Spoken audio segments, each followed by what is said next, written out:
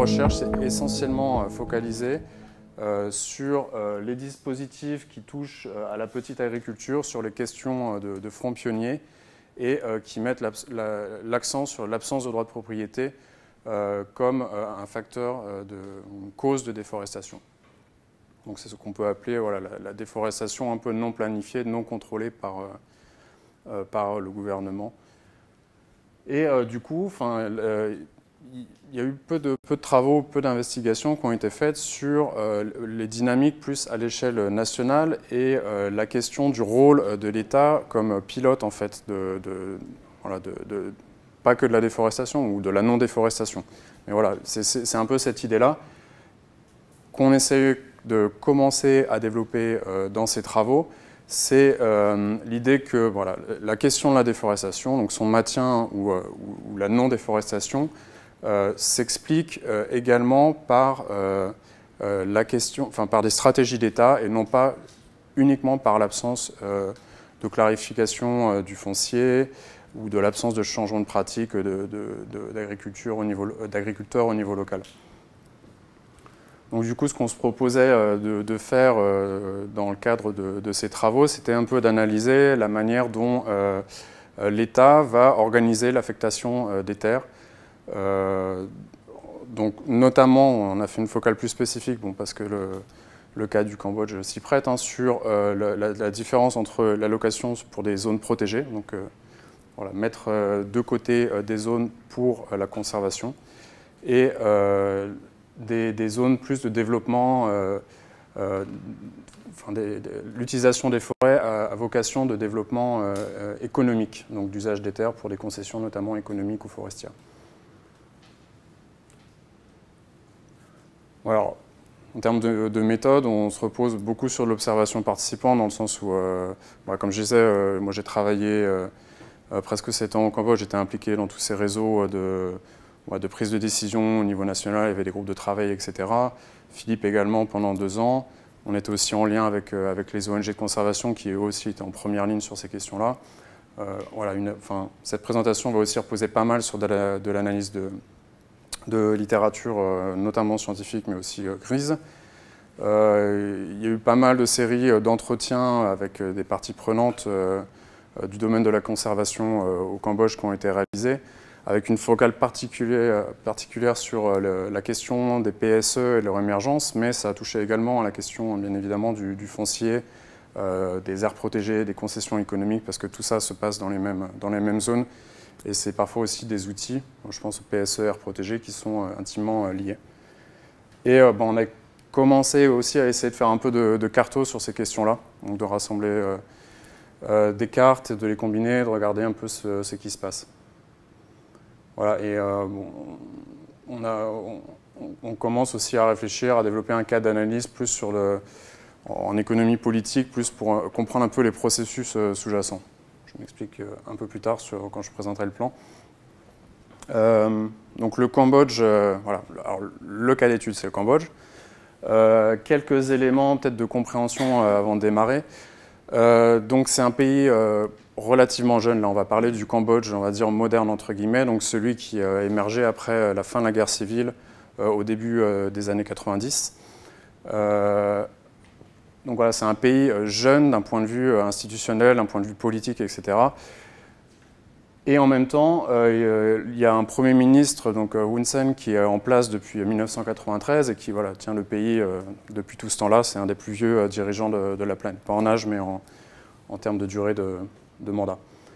Il y a une stratégie de développement qui est axée sur 2 piliers principaux, donc à la fois la croissance économique et c'était plus vrai au début des années 90, dans les années 90, mais aussi sur la question de la stabilité, de la paix qui est hyper prégnante dans ce pays, du fait du traumatisme du génocide Khmer Rouge et de la guerre civile qui a suivi. C'est aussi un État, et ça également c'est de moins en moins vrai, mais qui est sous perfusion de l'aide publique au développement, occidentale notamment, et de plus en plus chinoise. Donc, enfin, je reviendrai, j'ai quelques chiffres là-dessus, mais c'est une part importante du budget de l'État qui est, enfin en tout cas au début, qui était issu de l'aide publique au développement.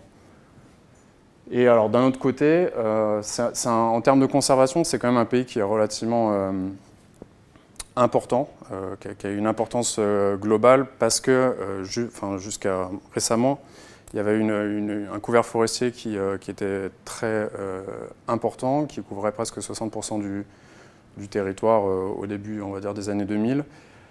Et ce couvert forestier, il est en train de diminuer à vitesse grand V, dans le sens où, si on regarde un peu les rapports de Global Forest Watch et les données qu'ils peuvent avoir, ils ont montré que le Cambodge était le pays, entre 2001 et 2014, c'était le pays qui avait eu l'accélération du taux de déforestation le plus élevé au monde. Donc voilà, on est sur une dynamique on a beaucoup de forêts au départ, mais on l'exploite de manière presque exponentielle. Et parallèlement à ça, en fait, c'est assez intéressant de voir que, bon, j'ai dit, hein, c'était un pays jeune, avec un gouvernement jeune, etc., mais que le cadre légal qui se développe autour de ces questions, donc à la fois foncier et conservation de la forêt, de la biodiversité, est relativement foisonnant. C'est l'essentiel du travail, on va dire, législatif du pays, porte sur ces questions-là. Donc on en arrive, je vous présente un peu l'historique, mais un armada de lois, de décrets, etc., qui va vraiment spécifiquement s'intéresser à la question foncière, et plus particulièrement dans les zones forestières. Alors, le plan de la présentation, il va y avoir 3 étapes. Donc un premier qui va regarder un peu l'historique du cadre légal relatif au foncier, mais qui s'applique dans les zones forestières, et aussi celui qui s'applique à la question de la conservation. Donc pour rappeler là que je vais parler que du Cambodge moderne, sachant qu'il y a quand même un historique bien évidemment plus vieux, notamment avec l'époque coloniale, qui peut expliquer aussi ce qu'on peut retrouver à l'époque moderne, mais voilà, on n'a pas encore eu le temps de vraiment creuser ces aspects, et on le fera sûrement. Je m'intéresse également aux réglementations nationales, donc celles qui sont finalement disponibles, enregistrées, etc., celles auxquelles on peut avoir accès, on peut avoir des cartes, etc. Il y a beaucoup de décisions subnationales aussi qui sont prises et qui sont beaucoup plus difficiles à identifier. Et voilà, donc on n'a pas pu pour l'instant s'en soucier. Donc ça, c'est la première partie, historique.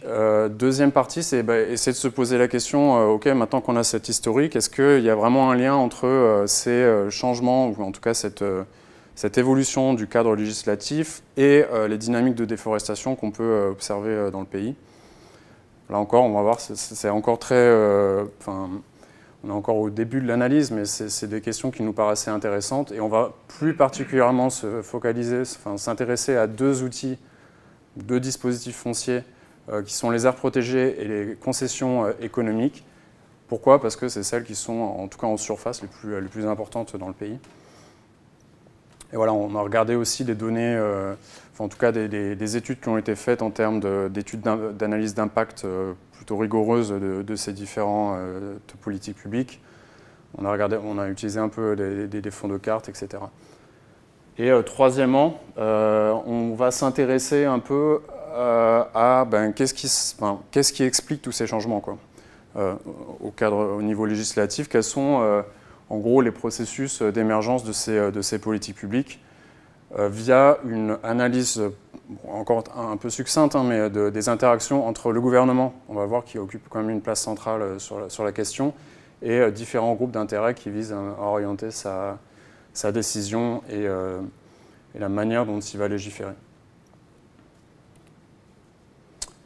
Alors, donc, du coup, on passe à la première partie. Voilà, alors, juste pour dire, pour l'instant, on l'a découpé en 3 périodes.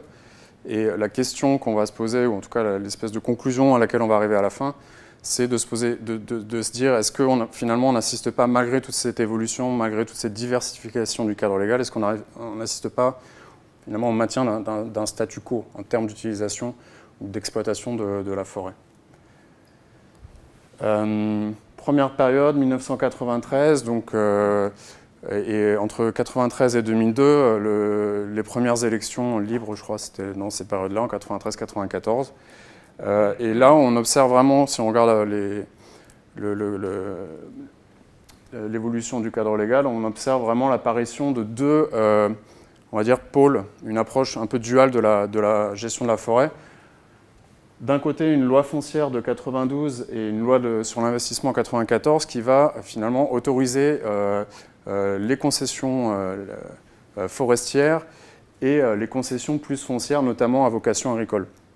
Donc une approche de la gestion de la forêt, ou en tout cas de son exploitation, via un système de concession à la fois forestier, donc pour l'exploitation du bois, et on va dire agricole pour coupe du bois et mise en place de grosses plantations.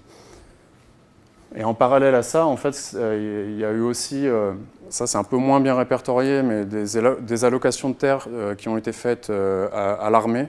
Donc ils appellent ça des Military Development Lands, qui visaient finalement à la fois un peu à protéger les frontières, parce que c'est surtout sur les zones périphériques du Cambodge qu'elles ont été allouées, mais aussi de favoriser la pacification, je ne sais pas si c'est un mot, et la démobilisation de l'armée. Parce qu'on sortait d'une période de guerre civile où il y avait encore beaucoup de Khmers rouges qui étaient dans l'armée, et on essayait aussi de réduire la masse de l'armée. Donc en parallèle à ça, donc cette exploitation plutôt économique de la forêt, on a l'établissement en 1993 de 23 aires protégées qui sont gérées par le ministère de l'Environnement. On va voir en gros à quoi ça représente en termes de surface. Les concessions forestières, voilà, il y en a environ 30 et ça représente 36% de la surface du pays. Donc c'est énorme et ça représente 70% du couvert forestier qui a été alloué à des entreprises pour l'exploitation de bois. Les données qu'on peut avoir sur les concessions plus agricoles à l'époque, ça représentait environ 4% du pays, donc presque 700 000 hectares. Et les concessions pour l'armée, j'ai trouvé une donnée qui me disait que c'était environ 5%, mais ça c'est pareil, c'est un peu difficile d'avoir des données là-dessus, où en gros, le gouvernement donnait à des généraux la gestion totale de ces territoires, donc les généraux étaient même en mesure de donner des concessions à des entreprises. Voilà, c'était assez spécial, j'imagine. Et alors les aires protégées également, c'était relativement ambitieux dès le départ. Ils ont mis 23 aires protégées qui représentent 18% du territoire du pays. Donc voilà, on a une politique, enfin un cadre législatif dual et en même temps très ambitieux. Alors, il y a eu un point de bascule en 2001 avec l'abolition de la plupart des concessions forestières. Donc le gouvernement a pris cette décision et ça représente, dans beaucoup de rapports, etc., un point de bascule. Alors qu'est-ce qui s'est passé donc, je vous rappelle qui représentait 36% du pays, qui était complètement aboli. Mais en parallèle de ça, et en même temps quasiment, ils ont fait une nouvelle loi sur le foncier, donc en 2001, et qui définit en fait, définit la possibilité pour le gouvernement, et notamment pour le ministère de l'Agriculture, de donner des concessions, ce coup-ci économiques. Et qui aussi, il y a eu un sous-décret également qui a un peu précisé les procédures, etc. Et qui donne aussi la possibilité aux gouverneurs provinciaux et municipaux d'allouer des concessions qui peuvent aller jusqu'à 1000 hectares. Donc, je vous laisse un peu imaginer ce qui s'est passé. Et en parallèle de ça, donc, cette loi, en fait, elle est basée, en tout cas, elle autorise à la fois les concessions économiques et les concessions à vocation sociale, donc plus pour la redistribution de terres. En parallèle à ça, donc, un peu plus tard, il y a aussi un sous-décret, on va voir ça quand même son importance, qui permet la reclassification du domaine public de l'État en domaine privé de l'État. Et ça a été beaucoup utilisé. Alors si on passe plutôt sur le côté conservation, on observe aussi une diversification des outils. avec l'arrivée d'un sous-décret en 2003 sur les forêts communautaires, donc la possibilité pour une communauté d'obtenir un droit de gestion d'une forêt, je crois que c'est un droit qui peut aller jusqu'à 15 ans. Et il y a eu une loi sur les aires protégées. Jusqu'à présent, on avait mis en place des aires protégées, mais sans qu'il y ait de loi derrière. Et alors, le truc intéressant que cette loi introduit, c'est la question du zoning. C'est-à-dire que chaque aire protégée doit être divisée en core zones et en différentes zones. Et alors, une de ces zones, c'est ce qu'on appelle la Sustainable Development Zone, qui, par définition, donc, est une aire à haute valeur économique, et donc où peuvent être permis des activités économiques. Il faut voir que ça a quand même son importance. Et donc en parallèle à ça, il y a eu aussi une loi sur la forêt qui a introduit la possibilité de définir des forêts protégées, donc, qui sont dans ce cas-là sous la responsabilité de l'administration forestière qui dépend du ministère de l'Agriculture. Donc ça introduit un autre type d'aire protégée, les autres étant sous l'égide du ministère de l'Environnement. Et là, on voit un peu que dans toute cette diversification du cadre légal, il y a quand même deux approches qui vont dominer d'un point de vue de l'étendue. Donc à la fois les concessions économiques. Donc il y en a, jusqu'à 2013, il y en a environ 272 qui ont été allouées, qui représentent 14% du pays. Donc ça reste une approche hyper importante au niveau spatial. Et alors ce qui est intéressant, c'est qu'environ 500 000 hectares de ces concessions économiques, donc un cinquième, ont été alloués dans des aires protégées du ministère de l'Environnement. Et ça a été permis par le fait que, par deux choses en fait. Les forêts, en théorie, appartiennent au domaine public de l'État. Et il y a eu tout un tas de sous-décrets, si on regarde un peu les décisions, qui ont reclassifié le domaine public de l'État en domaine privé de l'État. Donc tout ça pour favoriser les concessions économiques. Et en parallèle de ça, il y a eu également énormément de décisions qui n'ont pas fait le zoning entier des aires protégées, mais défini les limites de la Sustainable Zone, donc là où peuvent avoir lieu des activités économiques. Et c'est dans ces zones-là qu'ont été mises en place les concessions économiques dans les aires protégées, donc les 500 000 hectares. Donc c'est un peu c'est assez intéressant, j'ai l'impression que c'est assez particulier au Cambodge. Voilà. Après, en parallèle de ça, il y a eu la définition de presque 2 millions d'hectares de nouvelles forêts protégées, en plus de ce qu'il y avait auparavant. Donc on augmente à la fois la taille des zones sous protection, mais on garde quand même une zone assez importante à vocation de développement économique qui va bénéficier à des grosses entreprises. Donc les concessions économiques, c'est essentiellement pour faire du caoutchouc et du sucre, la canne à sucre. Les entreprises sont en majorité cambodgiennes, je crois, et aussi chinoises et vietnamiennes. Donc c'est les trois nations qui sont allouées des concessions économiques. Voilà, en parallèle à ça, donc, il y a tout ce qui est communauté forestière, ça représente environ 400 000 hectares en 2011, à peu près à la fin de la période. Donc voilà, on voit en taille, c'est quand même beaucoup plus réduit. Et tout ce qui est concession sociale, ça représente environ 12 000 hectares, non, 12 000 familles, 100 000 hectares en 2014. Donc pareil, on voit vraiment qu'il y a une mise en place des outils à différentes échelles, avec un gros focus sur concession économique et forêt protégée. Alors, deuxième tournant, en 2012, le gouvernement et le Premier ministre signent ce qu'ils appellent, ce qu'ils ont appelé la directive 01, qui établit trois choses. Premièrement, donc, un moratorium sur les concessions économiques, donc aucun nouveau contrat ne va être... il est interdit de donner des nouveaux contrats pour des concessions économiques. Parallèlement à ça, celles qui existent déjà doivent être évaluées. Est-ce que, oui ou non, ils respectent les contrats et ce sur quoi ils s'étaient engagés, notamment en termes de développement des zones, parce que la tendance a été de couper de la forêt ou juste de faire de la coupe sélective sans pour autant replanter derrière.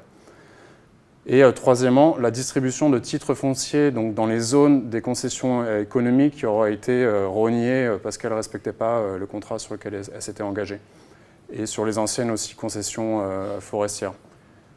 Donc, comment ça se traduit en termes concrètement voilà, il y a eu environ 400 000 hectares, donc jusqu'en 2015, des concessions économiques qui ont été, dont le contrat a été retiré. Bon, il en reste quand même plus de 2 millions. Le Cambodge, c'est 18 millions d'hectares, j'ai oublié de le préciser, pour avoir une idée. Et ils ont donné des titres fonciers, donc des titres de propriété à 1 million, enfin, sur 1 million d'hectares, à environ un peu plus de 300 000 familles. Donc voilà, il y a vraiment eu un gros investissement sur cette politique-là. Parallèlement à ça, en fait, bon, j'en ai pas trop parlé, mais il y a aussi la question qui est permise dans la loi de donner des titres de propriété à des communautés qu'ils appellent ethniques. Et donc ça a été, c'est aussi une politique qui a été poussée à ce moment-là, mais bon, ça aboutit qu'à 18 titres fonciers sur environ 18 000 hectares, donc en termes de représentativité, c'est quand même petit.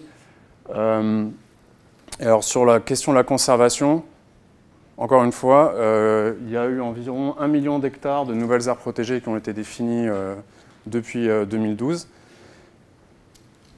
Et bon, là, c'était un peu lié à la question des corridors. C'était des aires protégées qui visaient à relier des anciennes aires protégées. Et ce qui est aussi super important, c'est que toutes les forêts protégées, donc je vous ai dit qui étaient sous l'égide du ministère de l'Agriculture, ont maintenant été renommées des aires protégées qui sont sous l'égide du ministère de l'Environnement. Donc avec cette question du zoning et la possibilité de donner des concessions économiques à l'intérieur. Donc voilà, ça pose question. Donc du coup, voilà, la question qui revient aussi chez d'autres observateurs de la conservation au Cambodge, c'est de se demander si finalement, malgré toute cette évolution, on n'est pas resté dans un statu quo, donc avec la coexistence d'un système concessionnaire et d'aires protégées à large échelle, avec aussi la protection incomplète, et c'est de plus en plus vrai, d'un système d'aires protégées qui va aussi, cette incomplétude va profiter aux investisseurs. Bon, ça, je rappelle, hein, c'est par rapport à la possibilité légale de donner des concessions dans les aires protégées, et le fait que tout ce qui est zoning est largement incomplet, sauf les Sustainable Use Zones, là où sont permises les concessions économiques. Alors parallèlement à ça, il y a quand même le statut d'une part importante des zones forestières n'a toujours pas été clarifié. Et une autre caractéristique assez commune à ces trois périodes, c'est le fait que les autres dispositifs, donc plus à vocation sociale, hein, de redistribution, de donner les droits d'accès aux communautés locales, restent quand même, d'un point de vue surfacique, ils restent marginaux. Bon, après, la dernière période commence aussi on n'a pas assez de recul, mais c'est vrai qu'on peut se demander si on n'est pas en train un peu de basculer dans un nouveau système de gestion qui donnera plus d'importance aux questions sociales, environnementales. Voilà, c'est un truc qu'il faudrait creuser.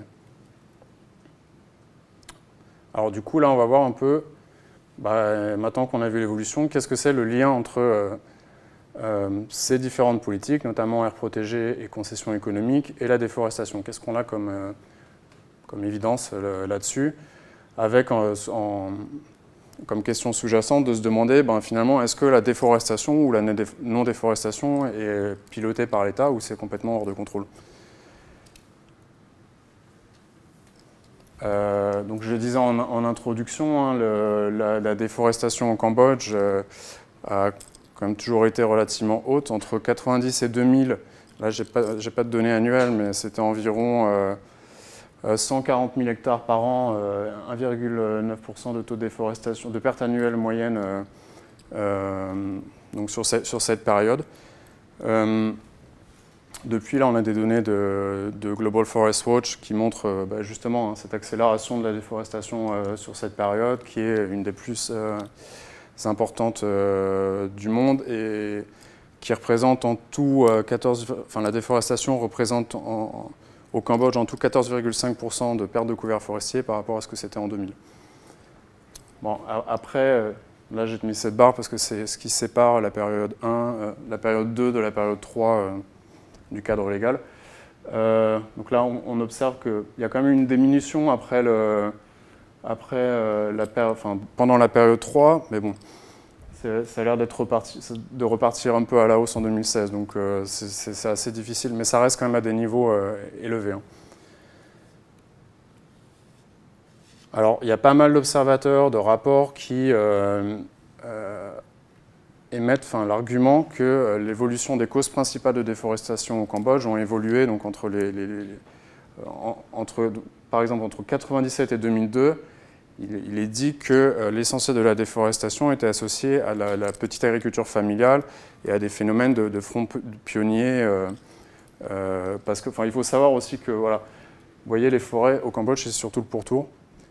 Au centre, ça c'est le lac Tonlé Sap, un gros lac, et tout ce qui est autour, en fait, c'est des plaines rizicoles qui sont très densément peuplées, où il y a beaucoup de paysans sans terre, etc., en tout cas où les fermes sont très, très petites. Donc il y a quand même une tendance migratoire à s'écarter du Tonlé Sap et des plaines rizicoles. Donc voilà, nous on a produit cette carte pour essayer de commencer à vérifier un peu cette hypothèse en mettant le couvert forestier, donc là en vert, la déforestation qui a eu lieu entre 1997 et 2002 en rouge. Et donc tout ça, c'est les concessions forestières. Donc on voit vraiment que ça couvre une énorme partie du pays. Et ça, c'est les aires protégées de l'époque, donc les 23 premières dont je vous ai parlé. Donc on voit effectivement, finalement, la déforestation, ça a l'air d'être situé plutôt sur les bordures de zones forêt, non-forêt. Et ça tendrait à confirmer cette hypothèse. Bon, ça demande quand même voilà, plus d'investigation. Bon, le problème, c'est que pour cette période, il y a quand même peu de données, d'éléments concrets. Alors, pour la deuxième période, l'argument qu'on retrouve souvent, c'est de dire que l'essentiel de la déforestation a eu lieu est attribuable aux concessions économiques qui ont été données massivement à cette époque. Et là, c'est un peu plus dur à lire. Donc on voit qu'il y a eu beaucoup de déforestation également sur les pourtours, mais du coup le lien concessions économiques et déforestation est un peu moins clair. Alors les concessions économiques, c'est tout ce qui est comme ça là. Et là, on voit le couvert forestier en 2000, je crois qu'on avait les données pour 2005, et la déforestation qui a eu lieu entre 2005 et 2012. Donc le lien est un peu moins évident. On voit aussi qu'il y a quand même pas mal de déforestation dans certaines aires protégées, hein, celle-là. Là, j'ai pas de... Ça, c'est une aire protégée avec des concessions économiques. Ah oui, c'est vrai. C'est moderne. Donc là, ouais, ça, c'est une aire protégée où il y a eu pas mal de concessions économiques et on voit pas mal de déforestation. Voilà, après, c'est vrai qu'au niveau d'une carte, on ne peut pas voir grand-chose. Donc, il y a eu quand même des études plus rigoureuses qui ont été menées, donc, avec des approches économétriques contrefactuelles. Je vous présente un peu les résultats qui devront être approfondis, bien évidemment. Alors, ce qu'on a au niveau du lien aire protégée déforestation, un premier chiffre, c'est que 16,5%, il y a 16,5% de pertes de couverts forestiers qu'on a retrouvé sur un échantillon d'aires protégées au Cambodge entre 2000 et 2012.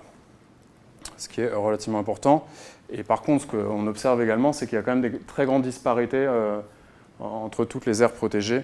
Toutes ne sont pas efficaces et certaines ont été largement rayées de la carte. Par exemple, ça, c'est une aire protégée. Bon, ça ne se voit pas hyper bien, mais en fait, celle-là, elle n'existe quasiment plus. Il n'y a quasiment plus rien, alors que c'était une aire protégée sous la gestion du ministère de l'Environnement. C'est SNOUL, ça s'appelle. Et il y a d'autres travaux, donc WCS a aussi conduit pas mal de travaux d'évaluation d'impact des aires protégées sur lesquelles il bossait, qui ont montré un impact positif de ces aires protégées sur la réduction de la déforestation.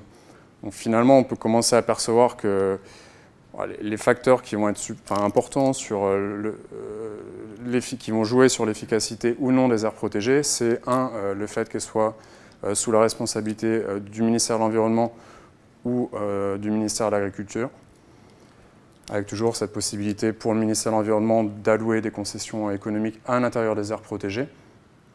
Et deux, est-ce que ces aires protégées sont sponsorisées par des ONG de conservation internationale?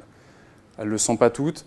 Et c'est vrai que quand il y a une ONG de conservation qui s'engage à co-gérer l'aire protégée avec soit le ministère de l'Environnement, soit le ministère de l'Agriculture, on observe quand même des taux de déforestation moindres.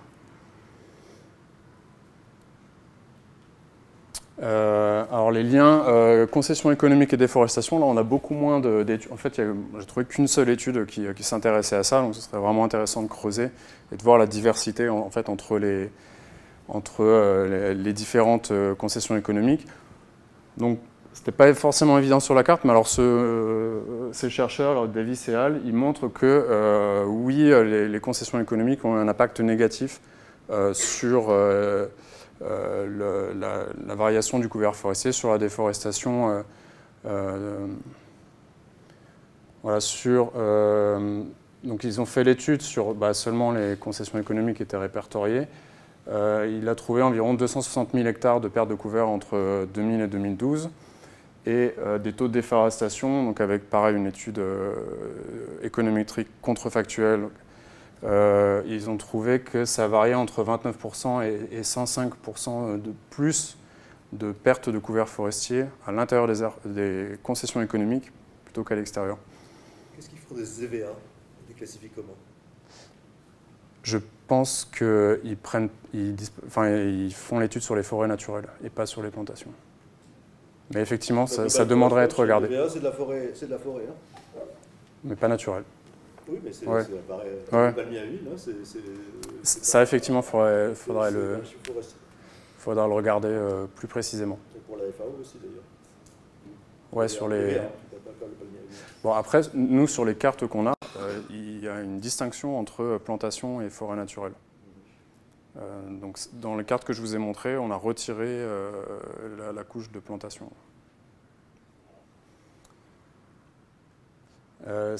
Voilà, après, il y a d'autres études qui ont montré que la déforestation qui avait lieu dans les concessions allait cibler plutôt les forêts les plus, on va dire, riches en biodiversité, donc les evergreen forests, je ne sais pas comment on traduit ça. Là où justement il y a plus de richesse en termes de bois précieux, etc., ou même de densité de bois à exploiter. Donc, ce qui tend à montrer aussi que le but, ce n'était pas forcément de développer des industries agricoles, mais c'était également d'exploiter le bois qui était présent sur ces concessions économiques. Et encore une fois, voilà, il y a des impacts différents selon les concessions économiques, hein, c'est montré, enfin, c'est sous-jacent aux chiffres qui sont là. Dans les rapports qu'on peut trouver, voilà, ça revient souvent, hein, le fait que certaines concessions économiques ne vont pas forcément développer entre guillemets, la terre ou les forêts qu'elles se sont vues attribuer par le gouvernement. Ouais, et encore une fois, hein, la déforestation hors dispositif foncier est relativement, enfin même très importante. Ça représente, je n'ai pas exactement les chiffres, mais en tout cas plus de 50% de la déforestation totale qu'on observe sur le pays. Et toujours dans cette idée de se demander est-ce que c'est piloté par le gouvernement, enfin est-ce que c'est les conséquences de des décisions prises par le gouvernement ou non. On peut, là j'ai pas de données pour supporter, ça reste à l'état d'hypothèse, mais on peut se dire que d'une part, les cartes auxquelles on a accès ne vont pas capturer les concessions qui sont attribuées à des échelons inférieurs du gouvernement. municipalité, province. Et que deux, il doit aussi sûrement, et ça devrait être étudié, des phénomènes de fuite des concessions, dans le sens où on nous donne cette parcelle-là et les concessions vont couper ces parcelles-là. Ça a été montré dans certains cas précis, notamment sur des concessions qui ont été attribuées dans des bassins de barrages. Donc construction d'un barrage dans une zone montagneuse forestière. Le réservoir, on attribue une concession pour pouvoir le couper et les gars, ils vont couper un peu plus large, quoi. Donc c'est pareil, ça c'est pas capturé par les données qu'on peut avoir pour l'instant, ce serait intéressant de l'étudier. Et voilà, pour rappeler aussi de toutes les manières l'accès à la terre localement au Cambodge, il y a plusieurs travaux qui montrent ça, hein, que c'est quand même relativement entre guillemets politisé parce que l'accès à la terre est permise par les gens on va dire en position de pouvoir localement, donc notamment les chefs de village, les chefs de commune, les chefs de district, etc. et qui sont souvent reliés au parti au pouvoir. Donc tout ça, ça reste aussi d'une certaine manière, en tout cas politisé. Pas forcément contrôlé, mais politisé. Voilà, tout ça, toujours par rapport à notre réflexion, de se demander, est-ce qu'on peut dire que la déforestation en Cambodge est pilotée par le gouvernement ? Voilà, là, du coup, la conclusion, c'est un peu entre les deux, finalement. Hein, une part importante de la déforestation ou la non-déforestation est attribuable à des politiques nationales, directement. Donc, efficacité de certaines aires protégées, impact fort des concessions économiques sur le taux de couvert forestier. Mais finalement, on s'aperçoit aussi qu'il y a des grosses disparités dans la mise en œuvre de ces différents outils et que finalement, le cadre légal n'atteint pas complètement ces objectifs. Donc ça s'échappe en partie au contrôle du gouvernement. Et que beaucoup... L'autre point, c'est qu'il y a beaucoup de déforestation qui se situe en dehors des zones où les droits fonciers sont clarifiés, mais on peut aussi, et ça ce sera intéressant de développer ça, c'est de se demander est-ce que l'absence de clarification du foncier est aussi, peut-être analysée comme quelque chose qui est volontaire de la part du gouvernement. L'absence de clarification, ça peut aussi bénéficier à certains. D'une part au gouvernement, ça permet de maintenir un contrôle.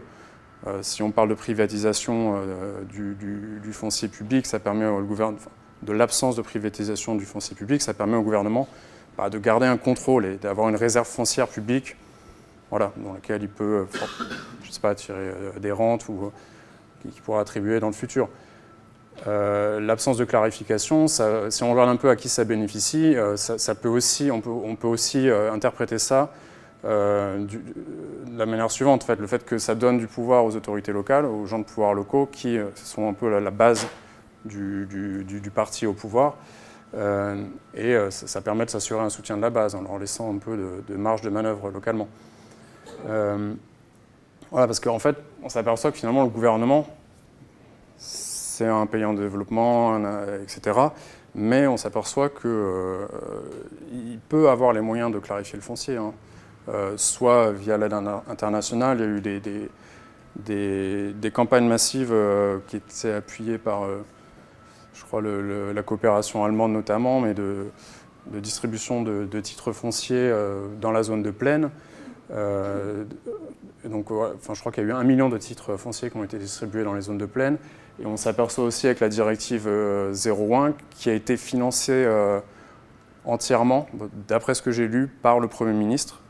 La directive 01, c'est celle qui a attribué des titres fonciers individuels dans les zones des concessions économiques qui avaient été retirées. Donc voilà, tout ça pour dire que si on utilise l'argument du manque de moyens, ça peut aussi être contesté. Ok. Alors l'analyse des processus, c'est là où on est un peu le moins calé pour l'instant. Alors l'idée, c'est d'analyser, en fait, d'essayer de développer un peu un cadre d'analyse qui permettrait de mieux comprendre les processus sous-jacents à l'émergence de certaines politiques publiques et à leur mise en œuvre, politiques publiques ou cadre législatif. Donc il s'agit en fait, en s'appuyant disons, sur des cadres conceptuels, notamment, je pense que ce sera assez intéressant de regarder du côté de la vieille économie institutionnelle, notamment de travaux de Commons, ou de conceptualiser la décision publique comme en fait ça traduit de la protection, je crois que tu disais ça en intro, mais ça traduit de la décision du gouvernement de protéger certains intérêts plutôt que d'autres.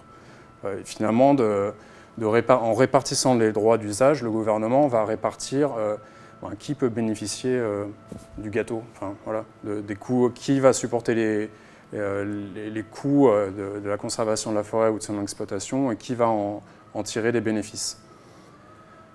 Et donc, enfin, tout ça, en fait, c'est assez clair. Hein. Il y a des processus de négociation sous-jacents où l'État est vraiment au cœur de ces processus de négociation et va être aussi au cœur de jeux de pouvoir qui vont viser à influencer son intérêt. Donc, tout ça pour dire que ce qui nous semble intéressant, c'est de regarder justement ces questions de jeux de pouvoir et voilà, comprendre le lien foncier, conservation et ses résultats. Revient finalement à analyser ces jeux de pouvoir et les caractéristiques de ces négociations. Alors du coup, on se propose, moi j'ai que 5 minutes, ça va être chaud, mais on se propose de le faire autour de 3 interactions gouvernement, autres groupes d'intérêt, on va dire. Le premier, ce serait donc les investisseurs privés. Hein. Il y a eu pas mal de travaux. Bon, après, c'est très difficile de prouver ce qu'on raconte, et même les travaux ont été généralement faits par des ONG, je ne sais plus comment on dit, d'advocacy, qui montrent en fait le lien ou les intérêts privés qu'ont certains hauts fonctionnaires, membres de l'armée, les intérêts qu'ils peuvent avoir au niveau de la déforestation et l'exploitation de bois, légale, illégale, parce qu'ils ont soit des parts dans les entreprises à qui on va attribuer les concessions économiques. Il y a aussi naturellement un phénomène de bakshish des investisseurs. Donc il y a ce côté-là qui va... Et il y a un autre côté aussi, c'est que, comme je le disais en intro, hein, la stratégie de développement du gouvernement, c'est basé sur l'idée de la croissance économique, du développement économique du pays. Donc la stratégie du gouvernement et en partie certaines... les stratégies cadres, on va dire, du gouvernement sont axées sur cette question de... Il faut favoriser l'investissement. Voilà, et on ne peut pas mettre de barrière à l'investissement. Donc tout ça, ça va tendre à favoriser justement cette exploitation économique de la forêt à large échelle, qui va bénéficier aux investisseurs ou aux fonctionnaires. Il y a toutes les relations aide publique au développement et gouvernement sont aussi intéressantes. Hein. On voit qu'il y a une dépendance, voilà, et on voit en plus que ça évolue, parce qu'il y a quand même une dépendance décroissante du gouvernement à l'aide publique au développement, on va dire occidental, traditionnel, avec la montée des investissements privés, la montée de l'aide publique, enfin l'aide au développement chinoise, la capacité croissante du gouvernement à récolter des taxes aussi. Mais bon, ça reste, enfin la dépendance reste, il y a un petit bémol, c'est le fait que ça reste quand même fort dans le secteur de l'environnement. Et il y a aussi un ascendant croissant du gouvernement, notamment du fait du cadre légal. Hein, j'entends par là tout ce qui est accords internationaux sur la manière dont l'aide doit être mise en œuvre dans les pays en développement, le fait que l'importance de s'aligner avec les politiques nationales, etc. Il y a aussi le gouvernement qui a passé une loi sur les ONG qui vise finalement à mettre un peu un coup de pression sur les ONG. Et voilà, là aussi, c'était dans le journal Phnom Penh Post qui citait un directeur d'ONG qui disait en gros que voilà, pour l'instant, il y a la loi qui est passée, c'est très vague, on ne sait pas vraiment. En gros, ça nous met sous pression parce qu'on ne sait pas si on va se faire fermer ou pas, si on fait les choses bien, etc. Donc, voilà, il y a une pression, un ascendant qui est important sur la société civile. Et donc, au final, une capacité globalement décroissante des ONG à influencer les décisions du gouvernement. On en revient finalement à... les ONG en reviennent au final, plus récemment, moi, ce que j'ai observé, hein, ils vont travailler à la marge, en fait. Ils ne vont pas chercher à s'opposer à certaines décisions du gouvernement, mais vont plutôt chercher à travailler à la marge. On ne va pas s'opposer au développement de barrages hydroélectriques qui ne sont pas forcément profitables dans les zones forestières, mais on va essayer de mettre en place des PSE dessus pour essayer de mitiger leur impact, ou en tout cas de récolter un peu d'argent pour la conservation. Mais il n'empêche que, les ONG, on le voit, elles ont toujours cette capacité à maintenir la question environnementale, la question sociale sur la table, parce qu'ils vont financer des études, etc. Alors moi, ce que je trouve vachement intéressant, là, je pourrais même finir là-dessus, c'est que dernièrement, j'ai vraiment l'impression que au Cambodge, il y a quand même une montée en puissance des revendications, on va dire de la base, donc plutôt bottom-up. Donc malgré tout ce qui est tentative de musellement, de l'activisme environnementaliste, etc. Hein. Lui, c'est un activiste environnementaliste assez connu au Cambodge qui s'est fait assassiner en 2012, je crois. Donc elles sont à la fois de plus en plus nombreuses, de plus en plus organisées parce qu'elles sont appuyées par des ONG d'advocacy, je parle des revendications, et elles sont en plus de plus en plus médiatiques. Hein, on voit vraiment sur Facebook, etc., que ça va percoler dans l'opinion, et notamment chez les plus jeunes, chez les utilisateurs de ce genre de médias. Et ça ne couvre pas que l'environnement, ça couvre aussi tous les autres aspects fonciers, notamment en milieu urbain. Mais l'environnement est quand même une part importante, ça cristallise un peu la question des injustices dans le pays. Et en fait, bon, on voit que c'est de plus en plus pris en compte, enfin les revendications vont être de plus en plus prises en compte. Là, j'en cite quelques-uns, je n'ai pas le temps de m'étendre, mais par exemple, là où le site où j'ai fait ma thèse, ils voulaient construire un barrage hydroélectrique qui était, comme je disais, là, pas forcément profitable. Et il y a eu une grosse levée de boucliers des populations locales, appuyée par des ONG locales, donc c'est là, des manifestations, blocage de routes, etc. Et le gouvernement, au final, a retiré, ou en tout cas a gelé la décision de construire le barrage. Donc, ça pour dire qu'il y a vraiment un effet de ces revendications, et ça, c'est dans le cadre, il faut prendre en cadre du contexte politique du pays qui est de plus en plus sous tension au fur et à mesure que l'opposition va monter. Le Premier ministre, il est là depuis 1993, et aux dernières élections, il est passé ric-rac pour se maintenir. Et donc, il sent la pression de l'opposition qui monte, donc aller fâcher la base électorale, c'est pas forcément une bonne idée, et j'ai vraiment l'impression que voilà, la question de s'assurer du soutien d'une base électorale et d'assurer la paix sociale du pays entre en jeu. Et du coup, il y a certaines décisions environnementales qui... par exemple, juste dernier truc, la directive 01 là, dont j'ai parlé tout à l'heure, c'est pas pour rien qu'elle est passée en 2012, c'était juste avant les élections. Enfin, c'était l'année des élections. Donc on a distribué des titres fonciers à plein de gens. L'année des élections, c'est pas... Voilà, c'est pas pour rien. Bah, conclusion, c'était plutôt sur les futurs travaux, mais ça on peut en discuter, voilà, on peut en parler dans la discussion. Merci. J'ai juste une petite question d'éclaircissement. Je ne comprends pas la différence entre la forêt domaine privé de l'État ou la forêt domaine public de l'État. Alors en gros, le domaine public de l'État, c'est des forêts qui, en fait, ça dépend de quel rôle on attribue à la forêt. C'est pour des forêts qui ont pour vocation à être conservées pour la société, pour rendre différents services à la société. Alors que le domaine privé, c'est des forêts qui peuvent être exploitées et voire voilà, coupées.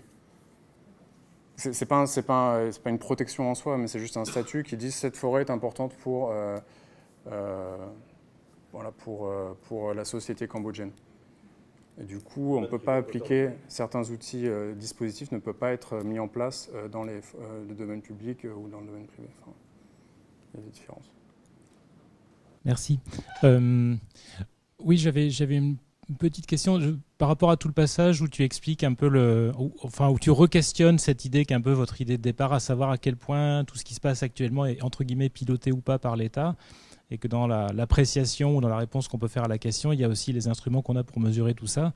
Et qu'en particulier là-dedans, il y a deux phénomènes que je trouve intéressants, mais la question serait peut-être comment on peut les lier. Peut-être, c'est d'un côté, il y a tout ce que tu as dit sur le fait qu'en dehors des grandes concessions qui sont visibles et repérables, répertoriées, il y a des beaucoup plus petites concessions attribuées à des cadres locaux du régime, etc., à des clients politiques, qui sont moins faciles à repérer, mais qui constituent très certainement une masse aussi très très importante en termes quantitatifs, et qui ont très certainement des effets très forts sur un autre processus, à savoir ce que tu disais aussi, qu'il y a toutes des zones de front pionniers qui sont des paysans qui viennent défricher des espaces qui qu'il n'était pas, ou qu'il n'était pas en tout cas récemment. Et la question évidemment c'est d'où viennent ces paysans, et on peut très fortement supposer que ces paysans viennent en partie de zones dont ils ont été expulsés d'une façon ou d'une autre par justement en particulier ces petites concessions plus difficiles à repérer.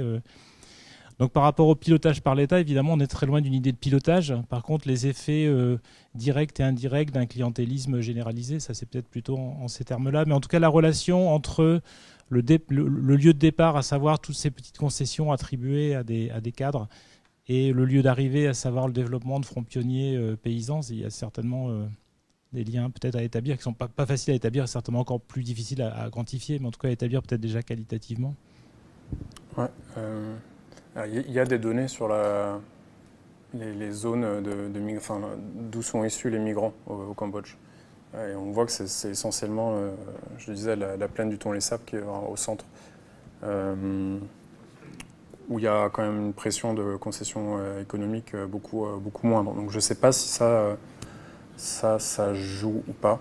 Après, c'est sûr qu'il doit y avoir énormément d'effets indirects, notamment les concessions vont améliorer ou voire construire des routes. Donc ça va être aussi des chemins d'accès pour entrer dans les forêts. Il y a aussi des impacts comme ça qui sont indirects et qu'il faudrait être en mesure de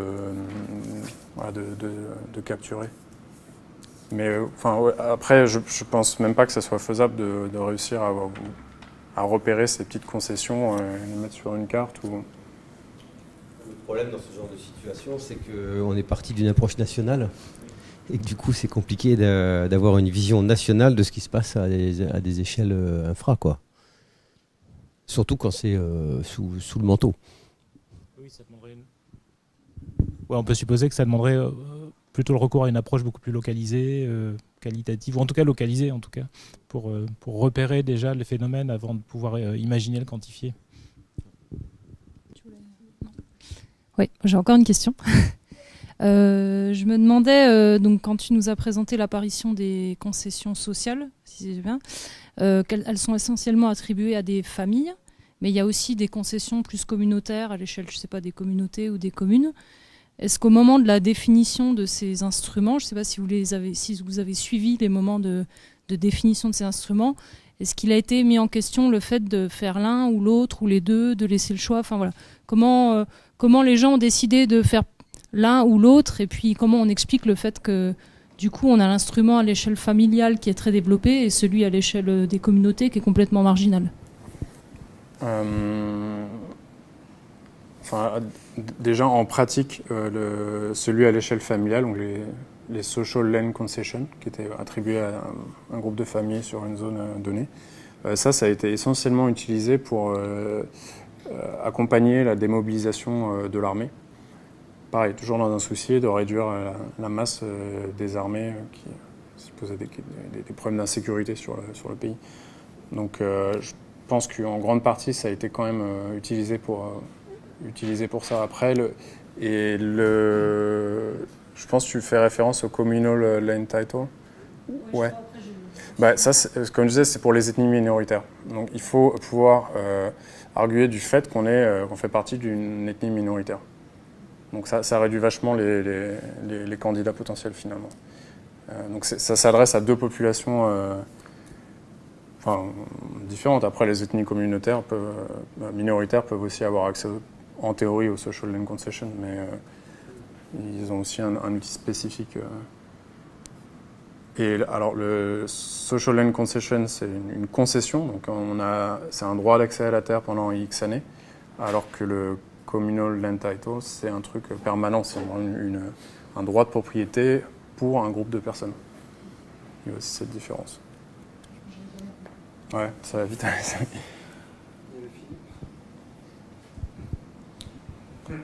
Ouais, merci pour cet exposé très, très, très, très intéressant. Il y a deux questions et un commentaire, ou le contraire, je ne sais plus. Première question, peut-être au départ, j'étais un peu surpris quand tu disais effectivement que les débats sur la déforestation mettaient en avant la question de l'agriculture familiale, où effectivement, moi spontanément, je dirais qu'il y a agriculture familiale, plantation industrielle ou d'entreprise et exploitation forestière, quoi. Donc de fait, ensuite dans l'exposé, tu as bien montré qu'il y avait ces différences-là, et Alain parlait forêt de l'EVA. Donc il y a bien ces différences-là. Et du coup, je me demande, est-ce qu'effectivement la littérature sur la déforestation met l'accent sur l'agriculture familiale, ce qui me semble assez étonnant en matière de cadrage, quoi. Parce que de fait, effectivement, dans le cas du Cambodge, je pense pas seulement, on voit bien qu'il y a plusieurs dynamiques derrière ça, quoi. Ma deuxième question rebondissait un petit peu sur ce que disait Pierre-Yves. C'était sur cette carte des concessions. Qu'est-ce qu'on voit et qu'est-ce qu'on ne voit pas. Il y a quelques années, il y avait beaucoup de débats autour des mesures, de la capacité à mesurer l'ampleur du phénomène des concessions économiques, avec entre autres l'Alan Matrix qui avait identifié un certain nombre de cas et d'autres qui, en farfouillant un peu dans les contrats, avaient mis en avant que énormément de choses passaient à côté et n'étaient pas enregistrées dans la LAN Matrix, quoi. Donc est-ce qu'il y a aujourd'hui des bases fiables effectivement pour et quelles sont les sources, les bases de la carte que tu as nous montré des concessions? Et du coup, qu'est-ce qu'on peut dire, qu'est-ce que tu peux dire de la représentativité de ça? Et parce que du coup, ça peut effectivement jouer sur pas mal de choses, sur l'interprétation de qu'est-ce qui se passe dans les types de déforestation en dehors des concessions identifiées, si pour X raisons, de sources, etc., il y a toute une partie de concessions qui ne sont pas cartographiables, quoi. Puis le troisième point plutôt de commentaire, c'était par rapport à la fin et donc tout le questionnement sur pourquoi c'est politique, quels intérêts ils protègent ou déterminent, comment s'ils sont produits ou négociés. Et il me semble dans ce contexte du Cambodge, encore plus que dans d'autres, c'est important de différencier le niveau des politiques et le niveau des policies. C'est-à-dire que clairement, si on lit Bayard sur la structure politique du régime, un rapport que j'avais récupéré, que j'ai pas lu, mais je sais pas si c'est celui que tu avais montré sur d'ONG qui montrait à quel point effectivement c'était une clique très proche de Hun Sen et de sa famille qui contrôlait une bonne partie des concessions. Il y a une logique rente et source d'accumulation pour l'élite au pouvoir, quoi. Et que je suppose ils ont préservé à travers les différents nettoyages des concessions qui ont été faites aux différents moments, quoi. Et la dimension des policies, effectivement, ces stratégies-là peuvent pas être explicites dans les policies, c'est forcément plus neutre, etc. Il y a les pressions et les revendications locales, il y a les négociations avec les bailleurs de fonds, et forcément les policies prennent une forme plus neutre, plus jolie, plus sympa, sachant que du coup, au risque de créer des contradictions entre ce qu'il y a dans les textes, éventuellement jolis, et les intérêts derrière. Et il y a plein de façons ensuite de résoudre cette contradiction-là en faisant des textes inapplicables, en mettant des vices de procédure à droite et à gauche. Et Biddulph avait fait des analyses assez intéressantes là-dessus en ciblant géographiquement les lieux d'implantation des politiques. Et Biddulph avait fait un truc assez intéressant disant finalement les injonctions internationales à la reconnaissance des droits locaux à travers le titrage et à la foresterie communautaire, l'impact, la contradiction que ça a avec les intérêts de l'élite de mettre le grappin sur les sources de rente principales, entre autres les forêts avec une valeur économique, elle est effectivement neutralisée en centrant la reconnaissance des droits locaux dans la plaine centrale, où effectivement le pouvoir sait qu'il ne peut pas jouer à expulser massivement, donc où il n'y a pas de stratégie d'accaparement massive, et d'autre part en mettant la foresterie communautaire dans des zones de terre, de forêt déjà dégradées, où il n'y a pas d'enjeu économique d'exploitation de la forêt, et où donc reconnaître, sécuriser des droits aux communautés n'est pas un problème pour la captation des rentes sur l'exploitation de la forêt, quoi. Voilà. Et je pense que ça vaut le coup d'analyser ces deux niveaux-là et les contradictions et tensions éventuelles entre les deux, sachant que si je me souviens de discussion avec Willy Zimmerman, qui était le chef de projet GTZ à l'époque des projets de formalisation des droits fonciers, très clairement, pour lui, les concessions sociales, c'était une concession, c'est le cas de le dire, que l'État cambodgien avait fait aux institutions internationales pour paraître présentable, et absolument pas dans les vrais intérêts et la vraie politique de l'État cambodgien, quoi. Ils n'avaient rien à faire. Enfin, je caricature peut-être un peu, hein. Ils n'avaient rien à faire. Par contre, effectivement, vu l'humeur du moment, l'accent mis sur la sécurisation des droits paysans, les négociations internationales avec les bailleurs, etc., ils ont mis cette dimension-là en le laissant minimal de façon à garder une image présentable, quoi. Et du coup, ça c'est intéressant aussi dans l'analyse justement des processus d'élaboration des lois ou des changements. Effectivement, qu'est-ce qui se passe en 2001 ? Les contextes politiques jouent, là, tu l'as cité. Qu'est-ce qui se passe du côté des négociations avec les bailleurs de fonds ? Comment est-ce qu'on jette du lest d'un côté, qu'on donne une apparence présentable d'un autre ? Comment est-ce qu'en même temps on neutralise l'impact, la contradiction qu'il y a avec les intérêts poursuivis par les élites au pouvoir. Là, il y a toute une histoire et des processus à décortiquer qui permet de mettre en évidence toutes ces imbrications de phénomènes, quoi. Ouais, merci. Peut-être pour répondre à tes questions. Alors moi j'ai fait une recherche déforestation foncier en anglais. Et c'est vrai que l'essentiel des travaux que j'ai pu trouver était vraiment à l'échelle. Alors, comment on l'explique, je ne sais pas trop. Je pense que c'est dur de s'attaquer. Enfin, je ne sais pas. Très concrètement, mais c'est vrai que l'essentiel était axé sur cette question de l'agriculture familiale et du fait que l'absence de droit de propriété entraînait une augmentation de la déforestation. Et ça se retrouve aussi dans les stratégies des ONG, grandes ONG de conservation. On peut faire un parallèle. Ils vont plutôt s'intéresser aux questions, je ne sais pas, c'est de limiter l'expansion des zones d'abattis brûlis ou de limiter les fronts pionnés par l'agriculture familiale, plutôt que s'attaquer aux causes de déforestation qui sont un peu plus politisées du coup. Donc je ne sais pas si on peut faire un parallèle entre les deux, mais en tout cas... Ouais, pour compléter, je pense que au début des années 80, quand il y a eu les premiers travaux comme sur la déforestation, on retrouvait bien tous les drivers qu'on connaît, quoi, notamment au niveau macro, le rôle de l'État. Et l'hypothèse que l'on fait, c'est que progressivement, à partir des années 2000 et jusqu'à maintenant, il y a quand même une focale qui s'est déplacée pour mettre l'accent beaucoup plus sur le rôle des petits paysans. Et l'explication, mais qui mériterait d'être étoffée, c'est que c'est la montée un peu en puissance de ce qu'on appelle l'économie de la biodiversité, qui est une variante de l'économie de l'environnement, qui, sur ces processus-là, met énormément l'accent ou adopte une approche très microéconomique. Et c'est la raison pour laquelle, en fait, on considère que voilà, c'est l'agent rationnel qui est face à un choix entre je défriche pour manger, pour exploiter naturellement, ou je conserve la forêt. Et quand on regarde la manière dont est conceptualisé les processus de déforestation, vu sous l'angle de la perte en biodiversité, très clairement, on voit arriver quand même de très nombreux schémas explicatifs et de très nombreux publications qui mettent l'accent là-dessus. Et donc du coup, on se dit, c'est un schéma qui est à maintenir, il n'y a pas de souci, mais je trouve que on peut pas se satisfaire de ça si on veut comprendre massivement les processus de déforestation. Et du coup, il est important, mais ça, on est nombreux à travailler là-dessus et à avoir travaillé là-dessus, mais que la communauté des scientifiques qui s'intéressent, je pense notamment à ceux qui gravitent autour des ONG de conservation, qui, eux, considèrent très clairement que c'est l'enjeu, c'est ce qui se passe autour de l'aire protégée, et c'est à ce titre-là qu'il faut arriver à mettre des mécanismes en place pour limiter l'accès des petits agriculteurs familiaux qui vont miter l'aire protégée. C'est de dire que il faut aussi mettre l'accent sur des processus beaucoup plus politiques qui sont nettement moins faciles à traiter, parce qu'il y a une dimension diplomatique, il y a une dimension géopolitique, et du coup, c'est un peu là-dessus qu'on veut aborder le travail, sachant que quand on regarde par exemple le dernier rapport du TIB, ce qui est The Economics of Ecosystem and Biodiversity, il met énormément l'accent là-dessus.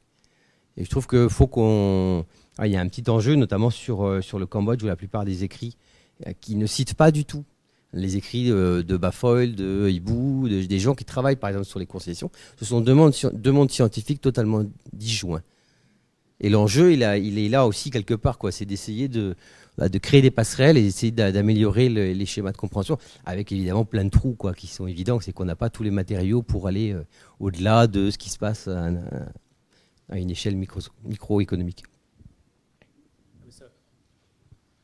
ça voudrait dire aussi que ça vaudrait le coup d'aller voir justement de plus près la manière dont le partage des tâches est effectué entre différents acteurs de ces politiques, à savoir, il y a ceux qui s'occupent des concessions d'un côté, puis ceux qui s'occupent de l'environnement de l'autre, et qu'il y a peut-être un intérêt justement à pas trop interagir, parce que ça permet à chacun d'avoir son espace social. C'est un peu complotiste ce que je dis comme ça, mais il y a aussi quelque chose comme ça, une espèce de division des tâches qui fait que c'est des mondes qui ne se rencontrent pas tout le temps, et que finalement ça permet aux choses d'avancer aussi en ces termes-là. Par contre, ce que je trouve aussi intéressant par rapport à justement cette division des tâches en quelque sorte, ou des tâches politiques, c'est le lien, parce que c'est une question, enfin j'ai un peu traîné mes guêtres au Cambodge dans les années 2000, début des années 2000, et à l'époque il y avait effectivement d'un côté ce mouvement des concessions forestières, agricoles, etc. De l'autre côté ce gros projet de titrage, et la question qu'on pouvait se poser, c'est quand les deux se rencontrent, qu'est-ce qui se passe, qui gagne en quelque sorte? Et je me demandais à quel point ce débat avait été, comment il avait été résolu ce débat, et dans quel sens en quelque sorte en fait. Je sais pas si elles se sont déjà rencontrées. Parce que l'essentiel des efforts de titrage comme ça, c'était, comme je disais, c'était vraiment sur, je sais pas si j'arrive à remettre une carte. C'était vraiment sur la plaine du Thon-les-Sapes, hein. Donc c'était sur les communes qui étaient plutôt par là, quoi. Alors que les concessions forestières sont, justement, elles sont pas là, elles sont là où il y a les forêts. Donc il n'y a pas eu de titrage en fait, c'était vraiment sur les zones agricoles, rizicoles. Et juste au niveau de ta question sur la représentativité des données qu'on peut avoir, nous on se base sur ce qui a été cartographié. Donc effectivement, c'est quasiment impossible de savoir si c'est représentatif. Je ne sais même pas si au niveau central, le gouvernement a des informations sur tout ce qui se passe au niveau subnational. C'est des données qui sont produites par des ONG d'advocacy. Donc, il y en a une qui s'appelle Open Development Cambodia qui essaie de rassembler un tas de données cartographiques sur le Cambodge, sur toutes ces questions-là. On a aussi l'ICADO qui a fait à peu près le même travail. Donc, il tombe à peu près quand même sur les mêmes... C'est pas forcément que les concessions économiques qui ont fait l'objet d'un décret officiel. Ils sont allés un peu plus loin, je crois. Mais ils ne sont sûrement pas allés jusqu'aux petites concessions de, je sais pas, 500 hectares, 300 hectares, 200 hectares, qui sont très locales. Donc, en tout cas, effectivement, la question des sources est importante à préciser et à mettre dans les précautions d'interprétation par rapport à ce que...